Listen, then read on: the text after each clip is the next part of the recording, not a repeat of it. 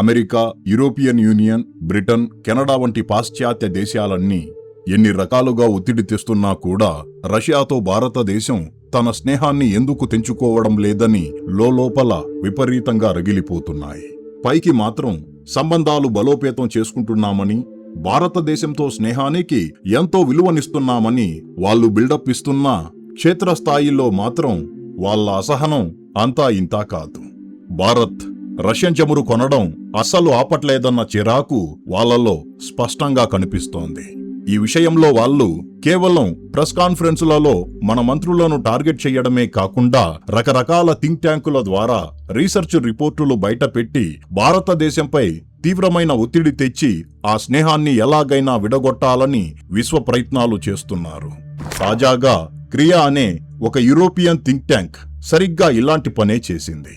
Ukraine యుద్ధం మొదలైనప్పటి నుంచి ఏ దేశం ఎంత రష్యన్ ఆయిల్ కొంటోంది, దానికి ఎంత డబ్బు చెల్లిస్తోంది అనేది ఎప్పటికప్పుడు ట్రాక్ చేసి పబ్లిష్ చేయడమే ఈ సంస్థల పని. ఇలాంటి రిపోర్టుల ద్వారా ఆయా దేశాలపై ప్రెజర్ పెట్టి ఆయిల్ కొనుగోళ్లను ఆపించాలన్నది వాళ్ళ ప్లాన్. అందుకే ఇలాంటి డేటాను పబ్లిష్ చేసే సంస్థలకు పాశ్చాత్య దేశాల నుంచి భారీగా ఫండింగ్ వస్తుంటుంది. ఈ క్రియా థింక్ ట్యాంక్ వాళ్ళ లేటెస్ట్ రిపోర్టు ప్రకారం గత నెల అంటే మేలో రష్యా నుంచి భారతదేశం 5.8 బిలియన్ యూరోల విలువైన ఇంధనాన్ని కొనుగోలు చేసింది. దీన్ని అమెరికన్ డాలర్లలోకి మారిస్తే మనం ఒక్క నెలలో రష్యా నుంచి 6.7 బిలియన్ డాలర్ల ఎనర్జీ ఇంపోర్ట్స్ చేసుకున్నాం. ఇందులో ముడి చమురు, గ్యాస్, బొగ్గు ఈ మూడు కలిసి ఉన్నాయి. అయితే మనం చెల్లించిన ఈ 6.7 బిలియన్లలో ఏకంగా 83% అంటే 5.5 బిలియన్ డాలర్లు కేవలం ముడి చమురు కోసమే వెచ్చించాం. అంతేకాదు, ప్రభుత్వ రంగ సంస్థలైనా ప్రైవేట్ సంస్థలైనా సరే భారతదేశంలోని రిఫైనరీలన్నీ కూడా రష్యన్ ఆయిల్ కొనుగోళ్లను భారీగా పెంచేశాయని ఈ రిపోర్టు కుండబద్దలు కొట్టింది. క్రియా డేటా ప్రకారం ప్రపంచవ్యాప్తంగా చూస్తే మే నెలలో రష్యా ఎగుమతి చేసిన మొత్తం ముడి చమురులో అత్యధికంగా 50% వాల్యూమ్ను ఒక్క చైనానే కొనేసింది. ఆ తరువాత 36%తో భారతదేశం రెండో స్థానంలో నిలిచింది.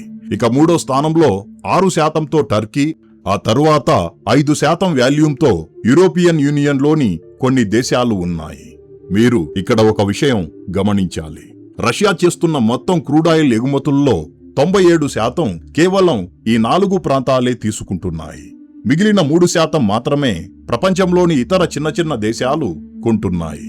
ఇందులో అత్యంత ఆసక్తికరమైన విషయం ఏమిటంటే రష్యా మొత్తం ఎగుమతుల్లో 86% వాటా కేవలం మన భారతదేశం, చైనాలదే.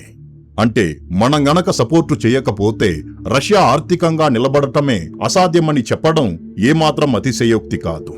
ఈ డేటాను కాస్త లోతుగా క్యాల్కులేట్ చేసి చూస్తే మే నెలలో కేవలం ముడి చమురు ద్వారానే రష్యాకు 15.5 బిలియన్ డాలర్లు వచ్చాయి.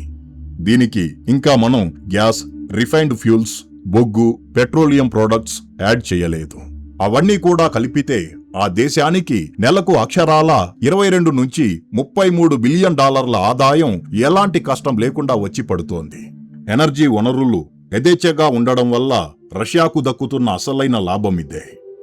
ఇక అమెరికా అధ్యక్షుడు ట్రంప్ తీసుకున్న ఒక సంచలన నిర్ణయం ఇప్పుడు ప్రపంచ దేశాల ప్రభుత్వాలను, ముఖ్యంగా అమెరికాలో ఉంటూ రీసెర్చ్ వర్క్ చేస్తున్న మన భారతీయ టెక్కీలను తీవ్ర ఆందోళనలో పడేసింది.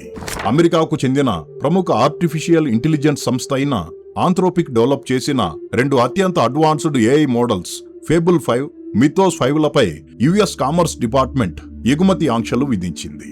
జాతీయ భద్రతను కారణంగా చూపుతూ ఈ మోడల్స్ యాక్సెస్ ను ఏ విదేశానికి ఇవ్వకూడదని ట్రంప్ అడ్మినిస్ట్రేషన్ ఆదేశాలు జారీ చేసింది. అత్యంత షాకింగ్ విషయం ఏమిటంటే ఈ ఆదేశాలను అమలు చేయడానికి కంపెనీకి కేవలం 90 నిమిషాల గడువు మాత్రమే ఇచ్చారు. ఈ ఆర్డర్ ప్రకారం అమెరికా పౌరులు మినహా మరే దేశస్థుడు ఈ ఏఐ మోడల్స్ ను వాడటానికి వీల్లేదు. వాళ్ళు అమెరికా బయట ఉన్నా సరే లేదా అమెరికాలో నివసిస్తున్నా సరే ఈ బ్యాన్ వర్తిస్తుంది. కేవలం విదేశాల్లో ఉన్నవారికే కాదు, సాక్షాత్తు ఆంథ్రోపిక్ కంపెనీలో పనిచేస్తున్న విదేశీ ఉద్యోగులకు కూడా ఈ ban as it is apply అవుతుంది. ఆ ప్రాజెక్టుల మీద పనిచేస్తున్న మన భారతీయ, చైనా ఇంజనీర్లను తక్షణమే ఆ మోడల్స్ నుంచి తప్పించారు. ట్రంప్ ప్రభుత్వం నుంచి ఆదేశాలు వచ్చిన 90 నిమిషాల్లోనే అమెరికా చట్టాలను ఉల్లంఘించకుండా ఉండేందుకు కంపెనీ యాజమాన్యం భారతదేశంతో సహా ప్రపంచవ్యాప్తంగా ఉన్న అన్ని దేశాల్లో ఈ మోడల్స్ ను పూర్తిగా డిసేబుల్ చేసి షట్డౌన్ చేసేసింది. గతంలో కూడా ట్రంప్ ఎన్నో ఆంక్షలు విధించారు కదా, మరి ఇందులో కొత్తేముంది అని మీకు డౌట్ రావచ్చు. ఇప్పటి వరకు ఆంక్షలన్నీ కేవలం చైనా మీద మాత్రమే ఉండేవి. అది హార్డ్వేర్ లేదా ఆర్టిఫిషియల్ ఇంటెలిజెన్స్ బ్యాకెండ్లో వాడే అడ్వాన్స్డ్ చిప్స్ వరకు మాత్రమే పరిమితమయ్యేవి. కానీ మొట్టమొదటిసారిగా ఒక ఏఐ సాఫ్ట్వేర్ పైనే బ్యాన్ పడింది. పైగా ఈసారి బ్యాన్ కేవలం చైనా మీద కాదు, తమ అత్యంత సన్నిహిత మిత్ర దేశాలైన బ్రిటన్, ఫ్రాన్స్, భారతదేశం లాంటి ఏ దేశానికి ఈ టెక్నాలజీని ఇవ్వకుండా అమెరికా తన గుప్పెట్లో దాచుకుంటోంది. దీనికి కారణం అమెజాన్ రీసెర్చర్స్ తయారు చేసిన ఒక రిపోర్టు. ఈ ఫేబుల్ 5, మిథోస్ 5 మోడల్స్ ఎంత పవర్ఫుల్ అంటే ప్రపంచంలో ఏ సాఫ్ట్వేర్ నైనా క్షణాల్లో జైల్ బ్రేక్ చేసి దాని వ్యవస్థలోకి చొరబడి అక్కడున్న లొసుగులను పసిగట్టి మొత్తం డేటాబేస్ ను హ్యాక్ చేయగలవు. ఇవి గనక అమెరికా శత్రు దేశాల చేతికి లేదా హ్యాకర్ల చేతికి చిక్కితే బ్యాంకులు, ప్రభుత్వ వ్యవస్థలు, అతిపెద్ద ఇన్ఫ్రాస్ట్రక్చర్ పై తీవ్రమైన సైబర్ దాడులు జరిగే ప్రమాదముందని అమెరికా భయపడుతోంది. దీనివల్ల మన దేశానికి జరిగిన నష్టమేంటో తెలుసా? కోడింగ్, సైబర్ డిఫెన్స్ కోసం ఈ మోడల్స్ ఎప్పుడొస్తాయా అని ఎదురు చూస్తున్న మన సాఫ్ట్వేర్ డెవలపర్లు, టెక్ కంపెనీలు, రీసెర్చర్లు ఇక వీటిని వాడే ఛాన్సే లేదు. అన్నింటికంటే పెద్ద దెబ్బ అమెరికాలోని ఏఐ కంపెనీల్లో, ముఖ్యంగా ఆంథ్రోపిక్ లో పనిచేస్తున్న మన సాఫ్ట్వేర్ వర్కర్లపై పడింది. ఫేబుల్ 5, మిథోస్ 5 కు సంబంధించిన అడ్వాన్స్డ్ వర్షన్స్ పై పనిచేస్తున్న భారతీయులందరినీ ఆ ప్రాజెక్టుల నుంచి డ్రాప్ చేసేశారు. గతంలో మాదిరిగానే ట్రంప్ తన నిర్ణయాన్ని భవిష్యత్తులో వెనక్కి తీసుకునే అవకాశం లేకపోలేదు. కానీ ఇక్కడ మన ప్రభుత్వానికి, ఐటీ కంపెనీలకు ఒక బలమైన మెసేజ్ ఉంది. మనం వీలైనంత త్వరగా మన సొంత ఏఐ మోడల్స్ డెవలప్ చేసుకోవడం స్టార్ట్ చేయాలి. లేదంటే ఇలాగే ప్రతిసారి బ్లాక్మెయిల్ కి గురవుతూనే ఉంటాం. ఇది కేవలం ప్రభుత్వం చేయాల్సిన పని కాదు.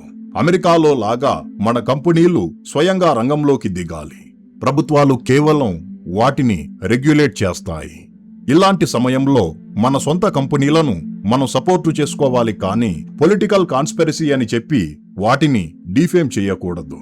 ఎందుకంటే ఆ కంపెనీలు గ్లోబల్ లెవెల్కి వెళ్తే దాని అసలైన లాభం పొందేది మన దేశమే.